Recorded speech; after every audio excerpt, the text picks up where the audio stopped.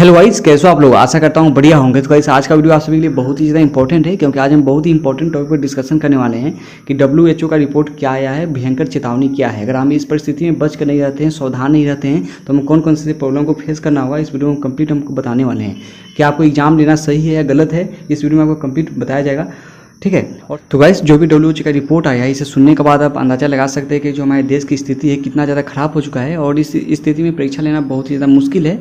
और इस स्थिति में सभी स्टूडेंट को प्रमोशन दे देना चाहिए, क्योंकि अभी एग्जाम लेने का समय नहीं है। तो गाइस अब जान लेते हैं कि जो WHO का रिपोर्ट आया है, इस रिपोर्ट में क्या दे रखा है, भयंकर चेतावनी क्या दे रखा है। तो आपके सामने एक छोटा सा वीडियो प्ले होगा, जो जी न्यूज के बहुत ही बेहतरीन रिपोर्टर सुधीर चौधरी है, उन्होंने बहुत ही अच्छे तरीके से एक्सप्लेन किया है। तो चलिए ज़्यादा टाइम वेस्ट न करते हुए वीडियो स्टार्ट करते हैं। वीडियो स्टार्ट करने से पहले वीडियो को लाइक कर दीजिए, चैनल पर नए हैं तो चैनल को सब्सक्राइब कीजिए।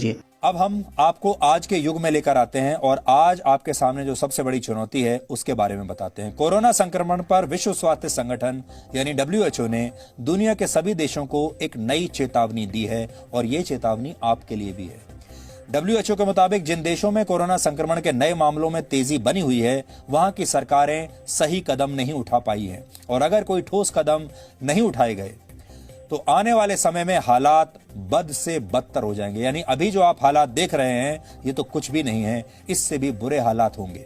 WHO ने दुनिया के ऐसे नेताओं की भी आलोचना की है जिन्होंने कोरोना संक्रमण के मामले में लापरवाही भरे बयान दिए हैं, क्योंकि ऐसे बयानों की वजह से लोगों का भरोसा कम होता है।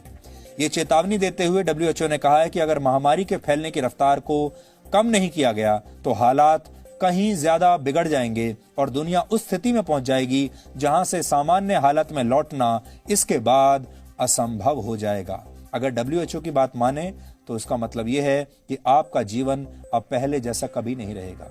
WHO ने कोरोना वायरस को फिलहाल मानव जाति का सबसे बड़ा दुश्मन बताया है, लेकिन यह भी कहा है कि दुनिया के कई देश इस वायरस से निपटने के मामले में गलत दिशा में जा रहे हैं। जिस तरह से कोरोना संक्रमण के मामले तेजी से बढ़े हैं, उससे यही साबित होता है कि नियमों का पूरा पालन नहीं हो रहा, और लॉकडाउन में दी जा रही रियायतों से भी हालात खराब हो रहे हैं। पिछले 24 घंटों में दुनिया के इस वायरस के संक्रमण के 2,30,000 नए मामले आए हैं। इनमें से 80% नए मामले सिर्फ 10 देशों में हैं।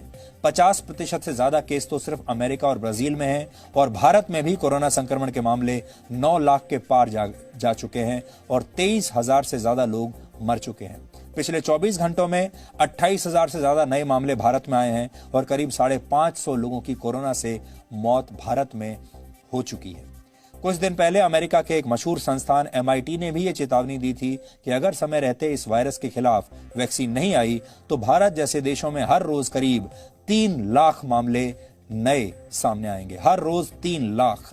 और अमेरिका नए मामलों की संख्या हो जाएगी वहां पर 95,000 प्रतिदिन।